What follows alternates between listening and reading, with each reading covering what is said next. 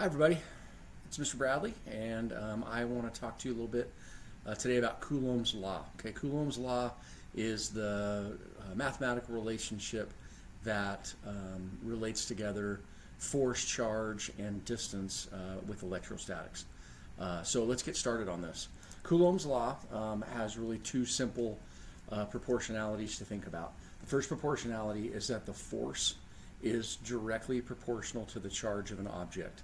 So first of all, understand that the letter Q is the letter that we use to represent the charge.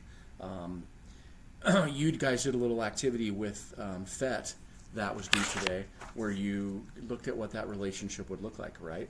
And what we did on that FET activity is we had you change the amount of one of the charges that was in the system, and you could see what effect that had on the force. So if you look at these first three rows of data, you can see that we kept these three charges constant, but we increased this charge by a linear amount every time. So what I mean by that is that, charge one, I doubled in the first test, and then in the second test, I tripled it, and you could see what the effect on the force was. Well, hopefully you can recognize that this force essentially doubles and then triples as you go down that row.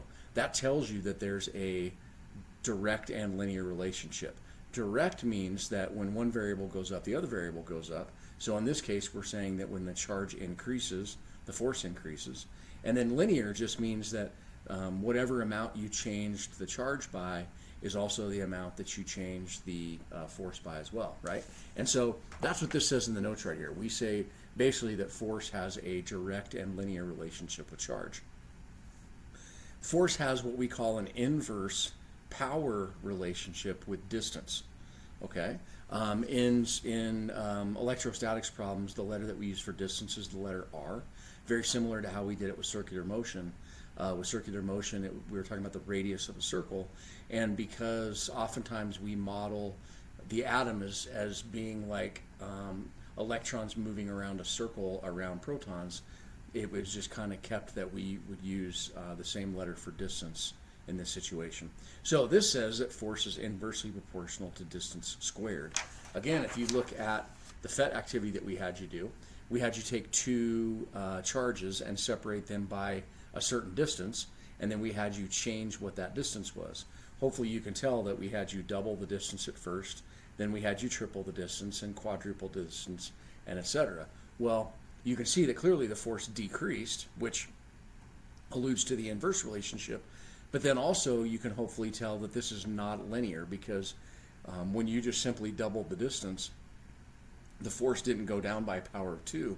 The force actually goes down by power of 4, which makes it a squared relationship.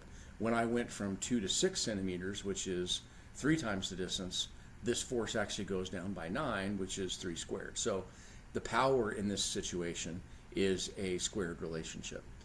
We'll spend a lot more time talking about this in greater detail later in the semester, but just for understanding the equation right now, recognize that that means that the force is proportional to the inverse squared of the distance. Okay, so that was just like the basic relationships that we had you learn through the FET activity.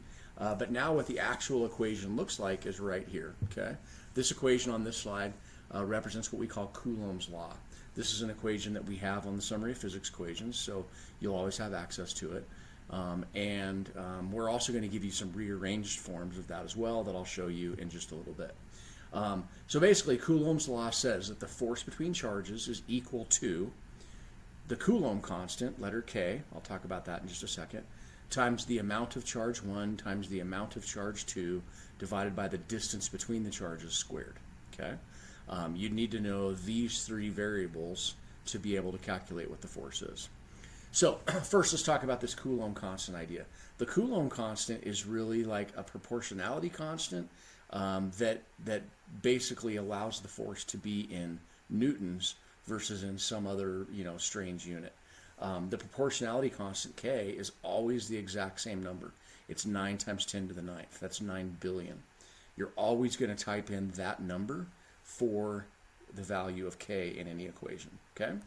Now, charge. Charge is measured in something called coulombs.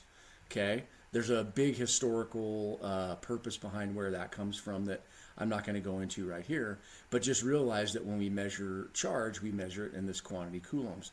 Really, a coulomb is what the charge of 6.25 times 10 to the 18th electrons would carry.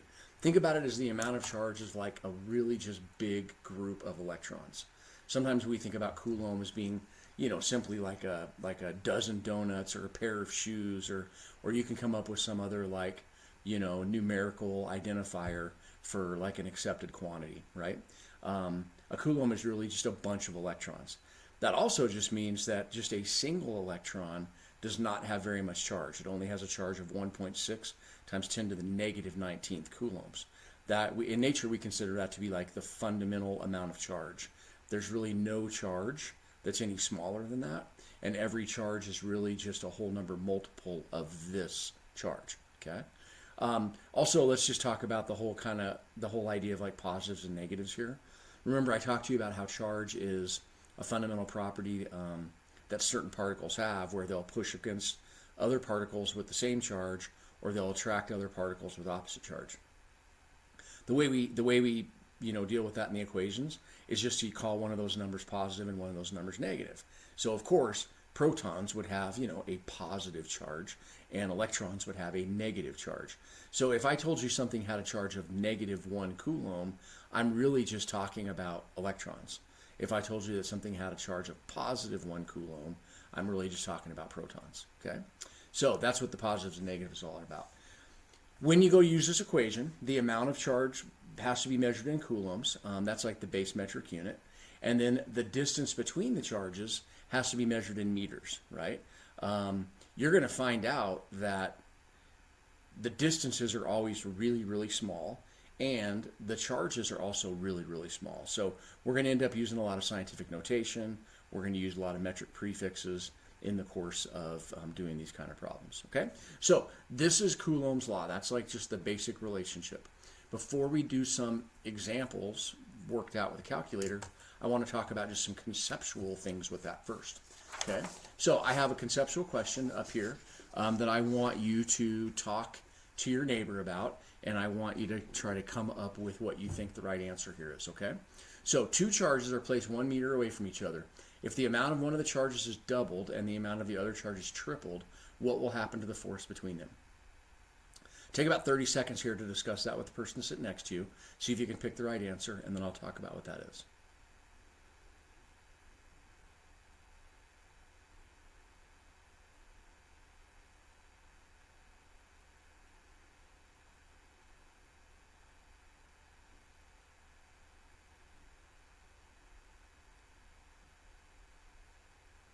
Okay, I don't know if that was quite 30 seconds, but the right answer here is going to be 6 times larger.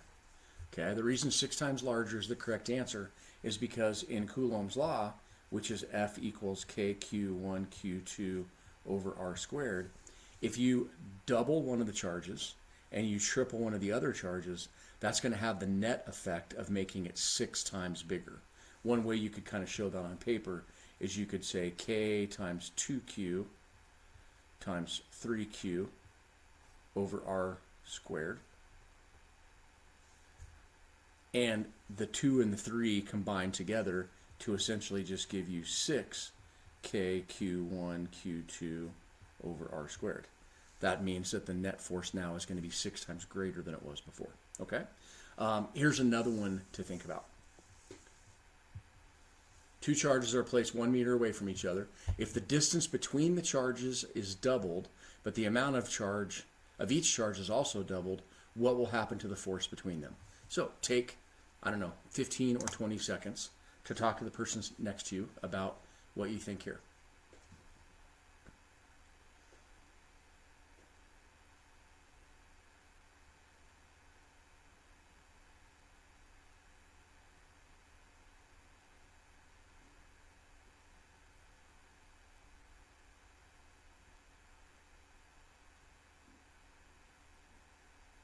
Okay, so to reason out what the correct answer is on this, let me just go through this same sort of process I did on the last example.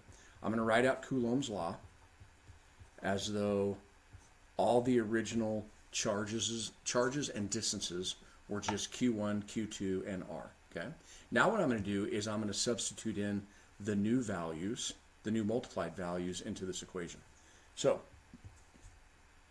it says the value of each charge is doubled. Okay. So now it's going to be K times 2Q1 times 2Q2 over 2R squared. Okay, so the value of each charge is doubled, but the distance between them is also doubled. And now what I'm going to do is just carry out the combination of factors to see how this is going to work out. So on top, the 2 times 2 will just end up being 4. So on top, I'm going to have 4 KQ1, Q2. And then on the bottom, the 2R, the whole thing gets squared, okay? So not only does the R get squared, but so does the 2. So really this ends up being 4R squared, okay? Well, the 4 on top and the 4 on bottom cancel each other, which means I'm back to my original expression. This one's actually going to stay the same, okay? The force between those charges is going to stay the same. All right, so that's like thinking about the relationships between variables.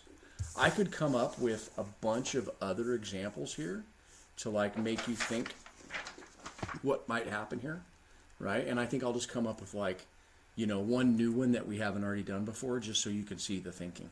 So imagine in a new example that I'm going to say the value of one of the charges is a third of what it was before, or the original value. And let's say I'm going to say another charge is 5 times the original value. And then I'm going to say that the distance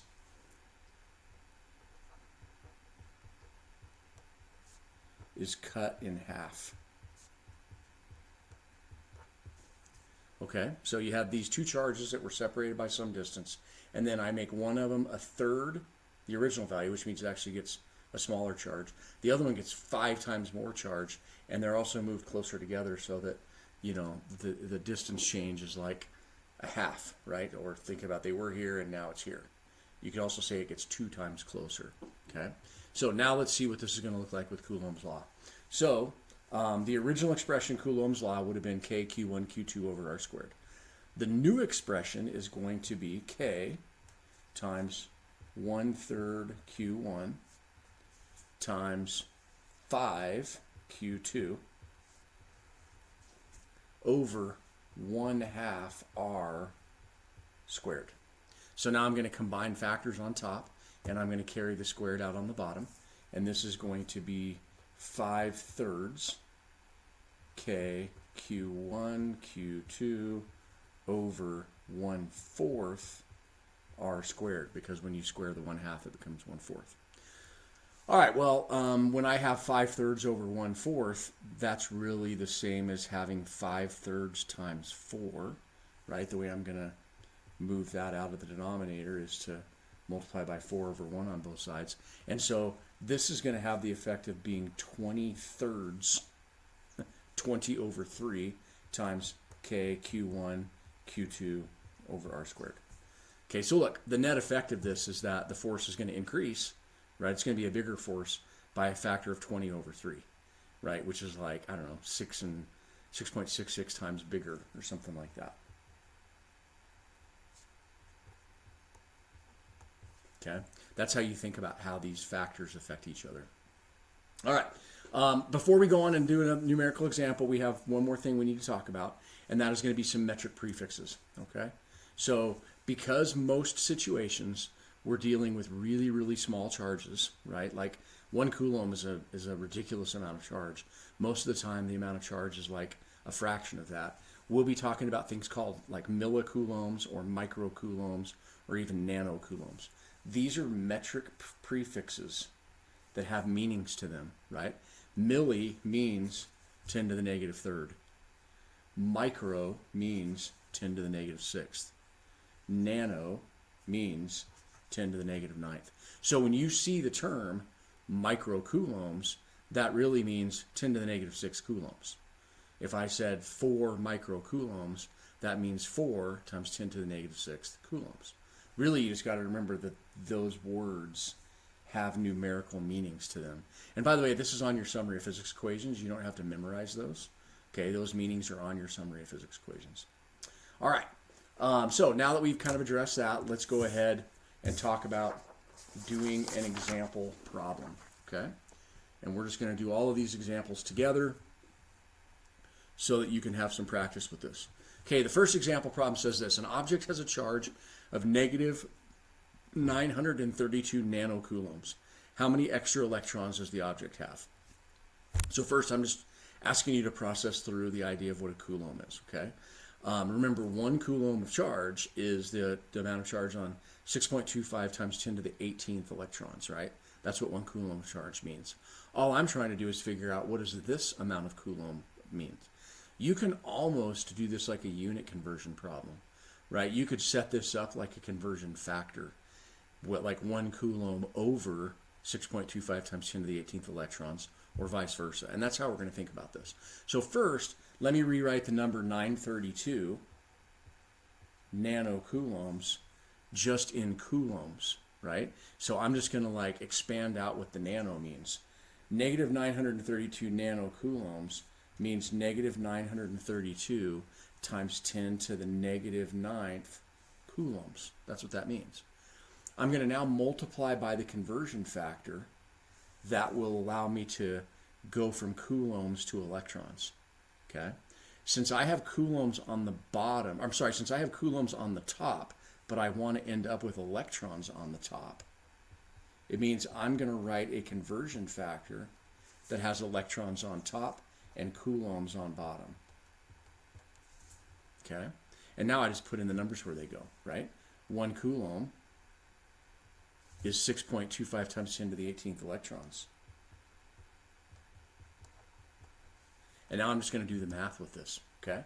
Hey, this is really the time where using the scientific notation button on your calculator is super useful, okay? The scientific notation button is the times 10 to the n button. Just super, super useful here, right? So what I'm going to do is in parentheses, I'm going to put negative. Actually, I'm not going to put the negative because that just really represents the type of charge. But since I want to just talk about a number describing the number of electrons, I'm just going to put it in as 932 times 10 to the negative ninth. That's the amount of charge in coulombs, right? And now I'm going to multiply that by the number of electrons in a coulomb, which is 6.25 times 10 to the 18th. And when I do that, I get 5.8 times 10 to the 12th, okay? That's a lot of electrons.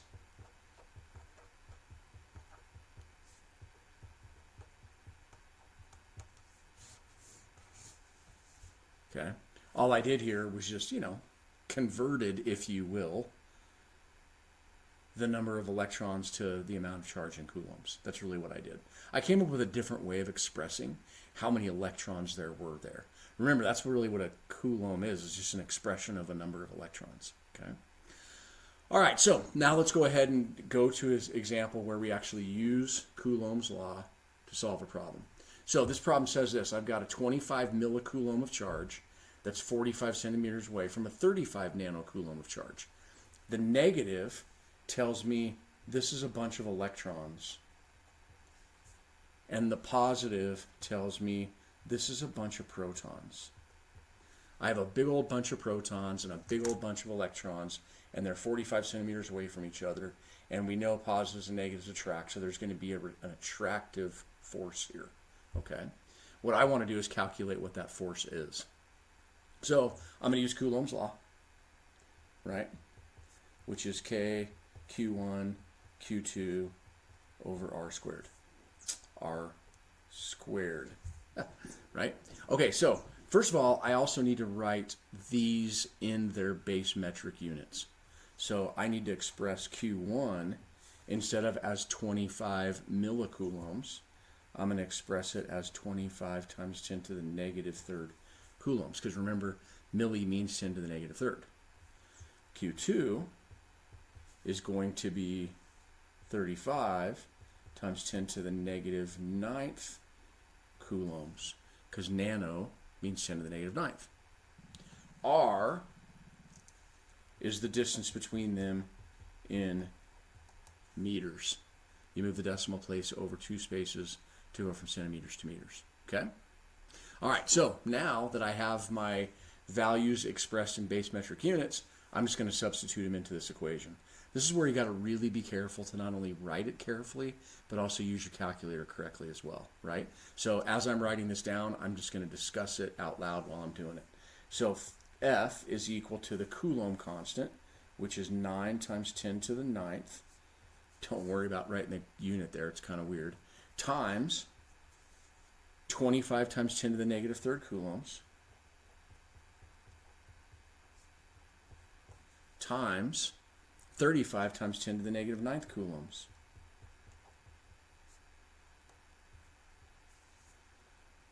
All of that over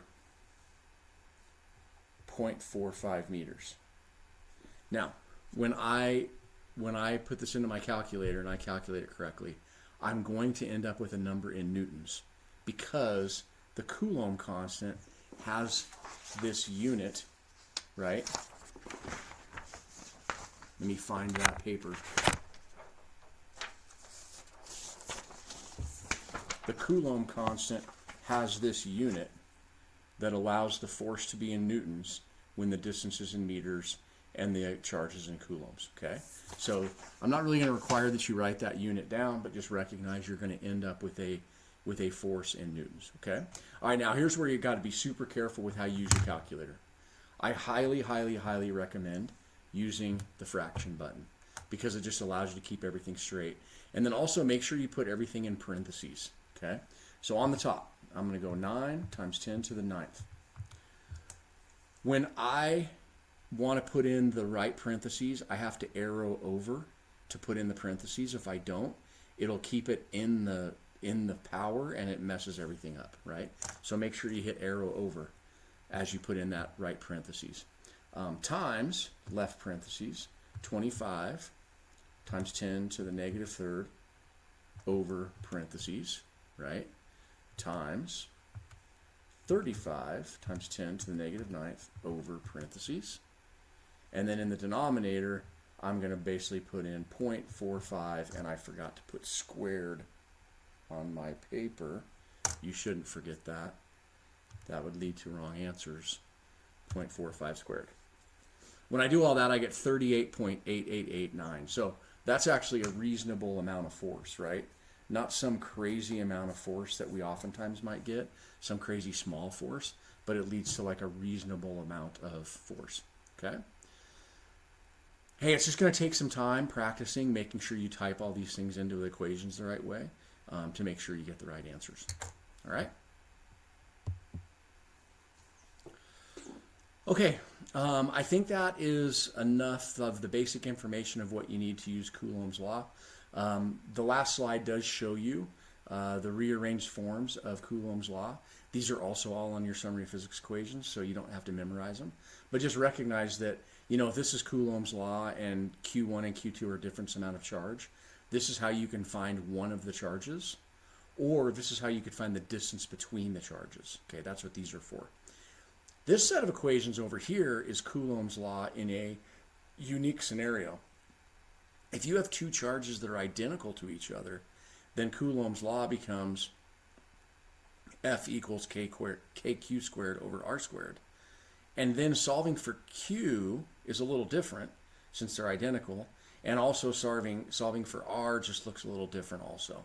Okay, so this is like a subset of equations that's maybe a little bit more specific to certain situations. This is the situation that you use in like most generic scenarios. All right. So anyway, take a crack at these. Try to practice them. Make sure you take a look at the solutions that are available if you need some help. Just making sure you're doing all the work right. Okay. Hey guys, have a great day.